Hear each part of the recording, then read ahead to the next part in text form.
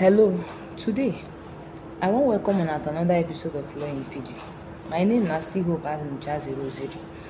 For those of una wey dey social media, if una notice wetin dey cause problem now for social media na this freedom of expression. Na one of the issues e dey trend every day. E be just be like say na every day na dem dey arrest person because of this freedom of expression. Fine, you get the right to freedom of expression because section 39 of the constitution don give you that right. You get wetin be freedom of expression? Na your right to talk something how you feel say e dey, how e dey. Freedom for you to talk, give your own opinion. That is why sometimes people go say you are entitled to your opinion. Some people dey feel say na mere words. No, na constitutional right. You dey entitled to your own opinion.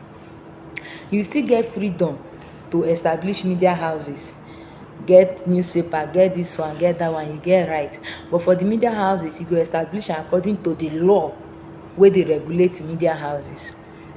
Now, one thing wey people no dey understand be say, you see there where your right stop, na there my own start.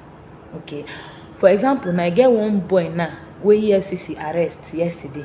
Wetin the boy do? Him go for one Instagram post. Him go exercise him right to freedom of expression. Wetin him talk? Person make post. Him say EFCC chairman say the man go kpai in 6 months time. That one no be freedom of expression. Him don cross boundary. Him don cross boundary. EFCC come arrest am for cyber stalking, and na crime.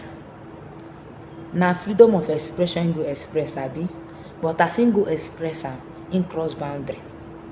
As you dey try to express yourself, dey very careful. You get freedom of expression, but your freedom when you don express yourself finish go dey determined by wetin you express yourself on and how you take express yourself. As you dey express yourself, dey careful make you no defamation na crime and na still civil wrong. If you defame me, I go arrest you, still sue you join. Na im be the thing. So as you dey express yourself, try make you no go do defamation. E fit be slander, e fit be libel. Wetin be slander? Slander na the one wey you dey talk for mouth. Maybe we dey like 3 here now. You say Hope is her. That one na slander. Except you go fit prove am say I be thief. But if you write am for paper, you come publish am say Hope. So as you dey express yourself, you get to dey very very careful. People now dey take social media things very serious. So before you do anything for social media, make sure say you know wetin you dey talk. If you know wetin you dey talk na true, nobody go worry you.